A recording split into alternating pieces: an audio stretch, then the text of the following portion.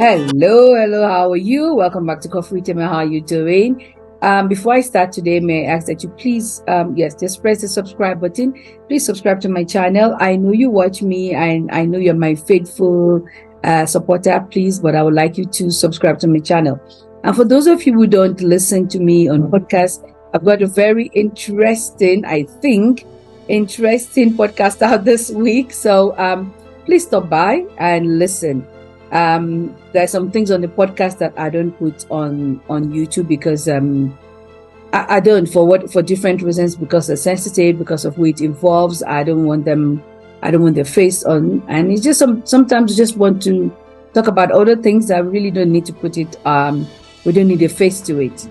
Okay, so please subscribe. To get to the issue of the day, what is on my mind today? It's about the trans. And I'm talking about the trans language, not just the people now. Right now, for this one, I'm going to start with the trans language. There's a lot of things that has been bothering me, and I've been praying that we will get to a particular point that, thank God, we are now at. First, I'd like to talk about the language of the trans. They're trans everything. I mean, the word trans means to change, to transform into something else. There are some things that cannot be changed. It's not... maybe not. This is not like gas, water, and solid. It's not like gas, liquid, and solid. I mean, it just cannot be changed. Now, I have a big problem with this CIS that the trans community think they should put in front of my gender. I am a woman. Have you met me? I'm a woman, unapologetically a woman. There are certain things that you cannot change. You're either male or female. In the beginning, God made man. He made them male and female, and he was pleased. He looked at us and he was pleased. There's nothing else. You cannot be non-binary. Are you one or are you zero? There's nothing in between. Anyway, let me go on with this. To think that they expect, when I say they, I mean these trans people, they expect me, or they expect people to respect them for whatever it is they've decided they are. And yet, they cannot give me the respect to believe that I know who I am. I don't need someone to tell me that I was assigned something. I know who I am. If they believe they know who they are, then give me that respect that I know who I am. I am not a cis anything. I am a woman. When my mother gave birth to me, the doctor looked down and said, "Oh, you got a girl. That's it."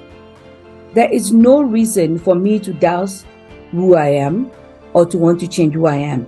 So leave me to be who I know that I am, a woman. This trans thing has been going on and we've been quiet, and I think we've been quiet for too long, and I'm going to have to add myself to it. We've allowing everyone to be wherever it is they want to be. And before I even get there, it is very, very annoying to me that I'm supposed to understand, because I'm a black woman and I have been discriminated against, or I'm still being discriminated against. I'm never going to change my gender. It doesn't matter what I'm associating myself with. It doesn't matter. And it's just so totally different to want to change your gender. Not because it's possible to become something else. Not like I think it and I become it. It doesn't work like that. But to think because I am a particular race, it's totally different. For me to understand what you're going through. You want to change yourself. Nobody's trying to change you. You want to become something else. I just think it's an insult to actually put both of them together. Now, this trans thing has gone on. That it has become ridiculous. You cannot become something because you believe it. You cannot become something because you think it. For those who are thinking, I don't even need to be given examples.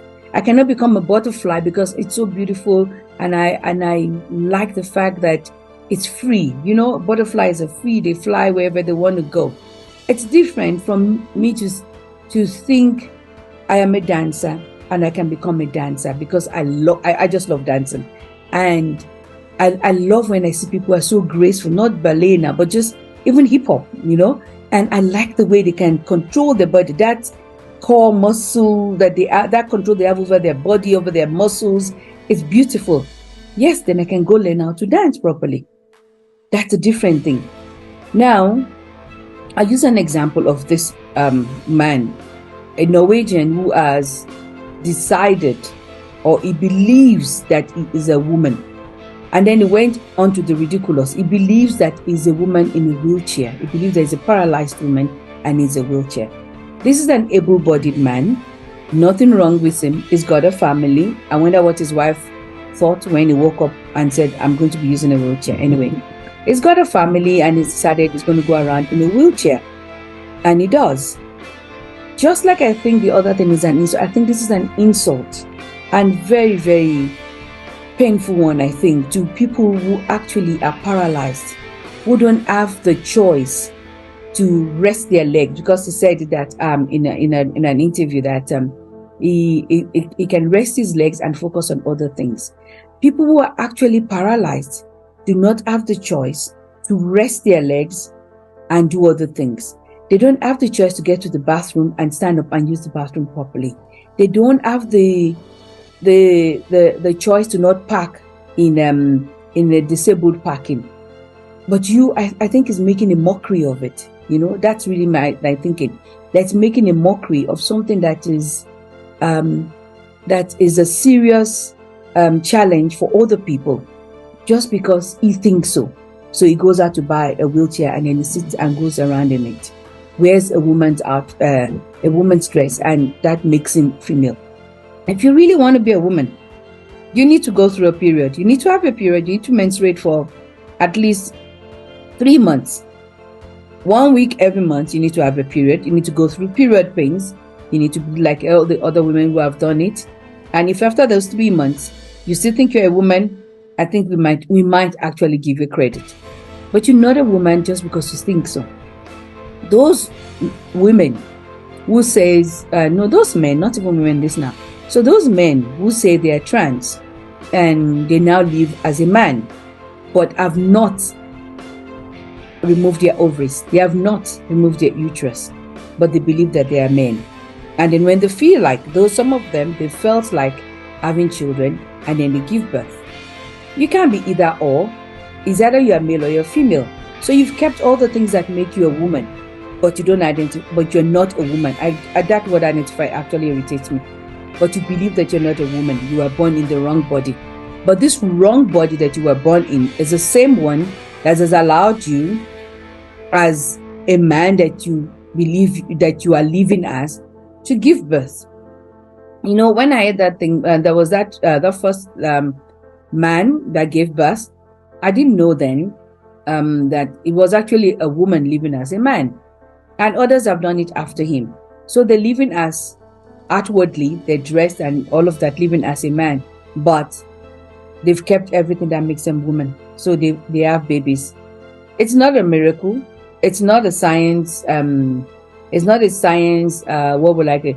It's not something that science has done. Like, wow. No, it's what God has done. You left everything that God gave you, so it allowed you to have a baby. When adults make this decision, I can say, well, they are adults. They can do whatever it is they like with their body. But when children begin to say, and the hype has been there in the media, and the acceptance of it, or pseudo acceptance of it by all of us, by not talking, we say it's okay. So the acceptance of it and the media hype and they work on it. This community, they work on it.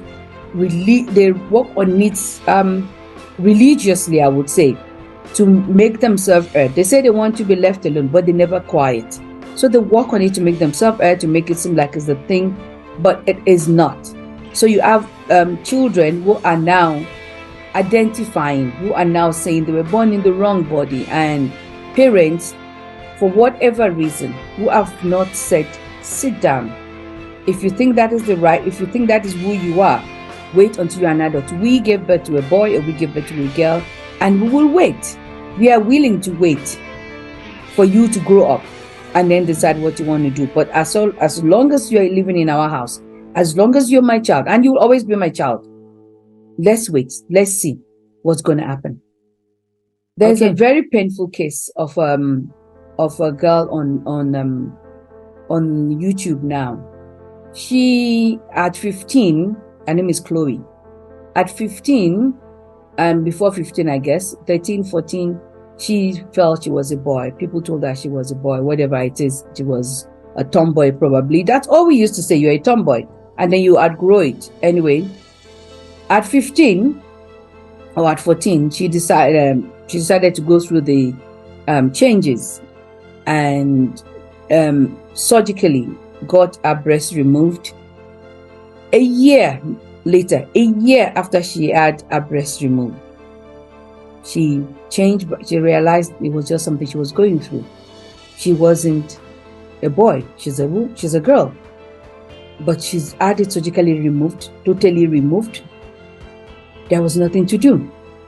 She says now that now what they call it says this transitioning.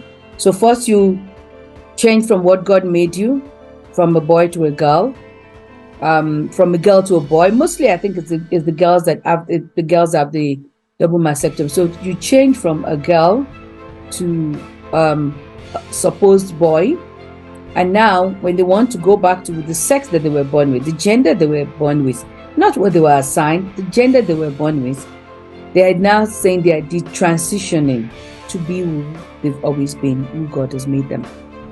So she's got no breast again. She says she's not sure if she will ever be able to give birth. She is not sure because it's not just a surgical thing. They also begin to take blockers to block, especially if they start this as a teenager, to block them having kids and all of to block them going through puberty, so they will not be the girl or the boy that they were meant to be.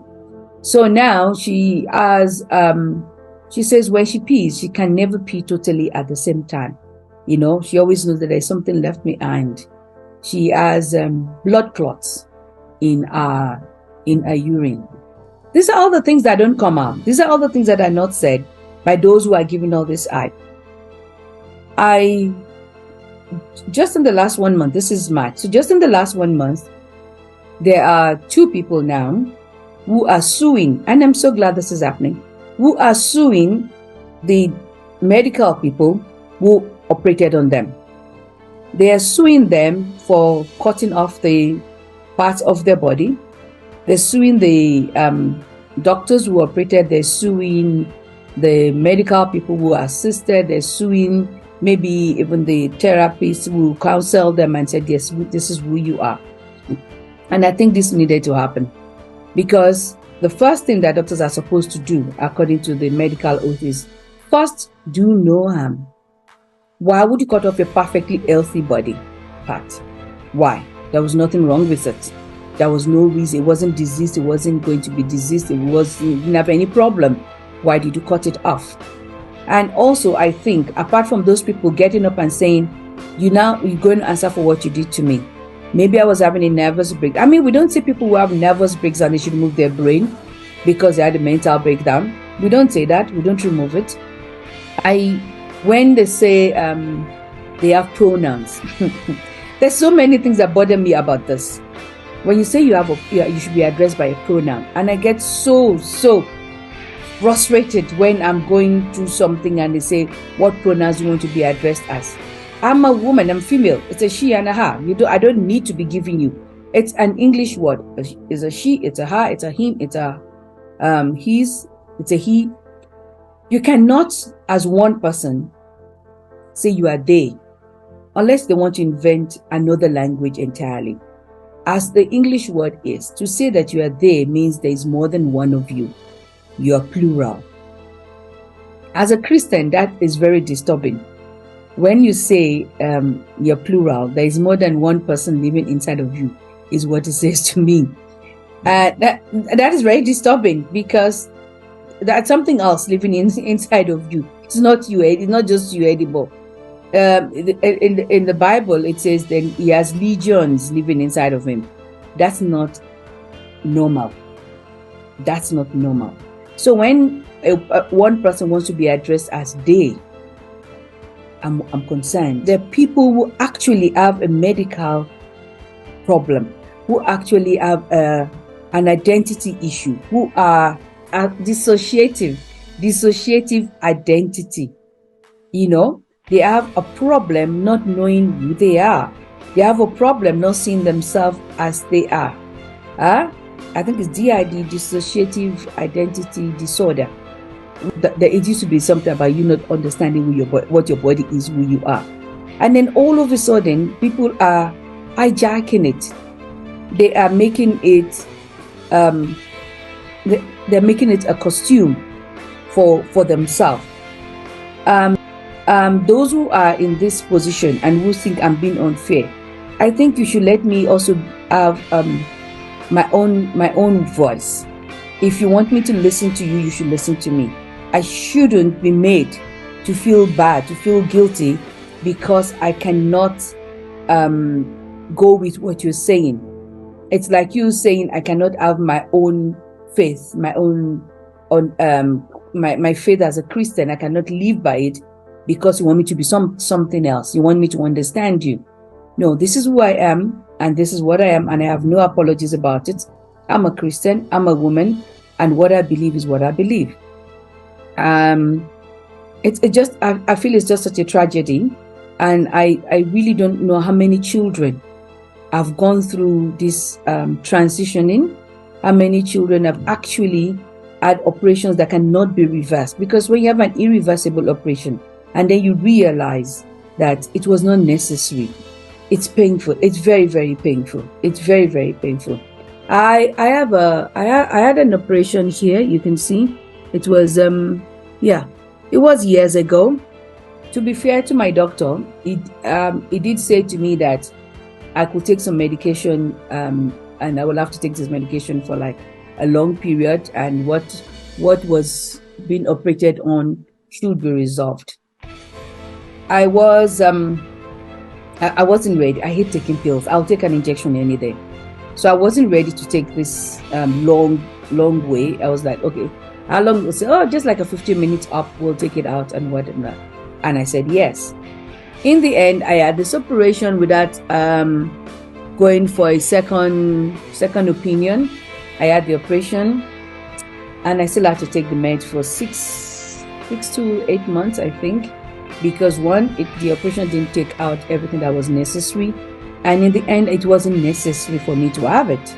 I could easily have just taken the medication, which worked, and be without the scar.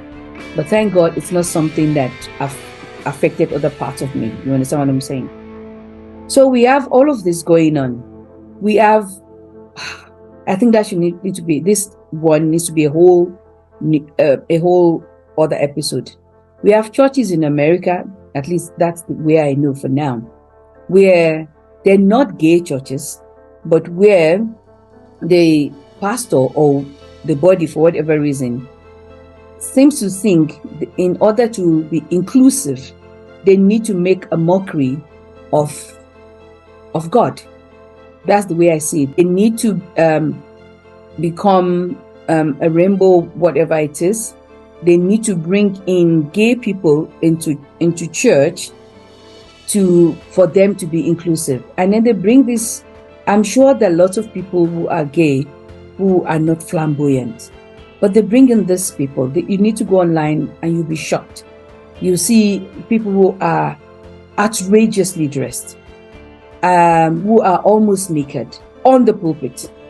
There's a supposed pastor who has no, you can tell from the way he's talking, has no idea about scriptures, cannot even tell a proper Bible story that he has to read. You can tell from the mess that he's making on the pulpit that this man has no knowledge of what he's talking about, has no idea what he's talking about. And people are bringing them up into the house of God and saying they're being inclusive. Pastors are dressing up as women and saying they're being inclusive. The whole thing, I actually don't know what is going on, except to say the devil is using them. But like I said, that's a whole other topic. Now, the last one that I'm going to talk about And it is so sad for me. It is so sad for me to actually see this happening. Gabriel Union, everybody probably has read about this now. Our stepson has now been officially changed in the court to read as being female because he thinks he's female. Have you seen that boy? Have you seen him? He is so tall, and he's going to be tall. He's probably going to be like his father. I can see him becoming male again, detransitioning. I read that story and I was sad. I was sad on so many levels that this boy is having this encouragement from two people who are supposed to have, or with two people who have authority over him, who are supposed to take care of him and help him. And I was sad that someone like Gabriel Union, who went through so much to have a baby, and I really, really felt for her, through that journey when I read her book, that she would take another woman's child and do this to the child without consideration for what the mother must have gone through in being pregnant, carrying this child for 9 months, looking after this child, and to just I don't know, just not consider that woman at all, not consider her feelings at all, and do this to this child, she and the child's father. And I know if it wasn't that they have money, they would not have got away with it. They would not have got away with it. So now they set a precedent. I hope it can be overturned by this woman. I hope by the biological woman. I hope there'll be a lawyer somewhere who will take this up as a pro bono case and work this case till that is reversed.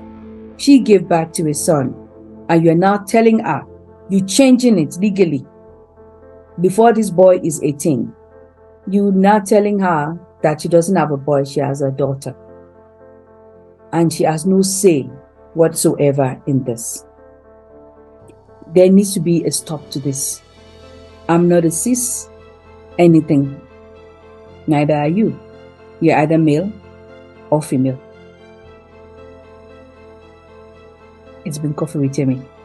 Thanks for listening. See you next week. Bye for now.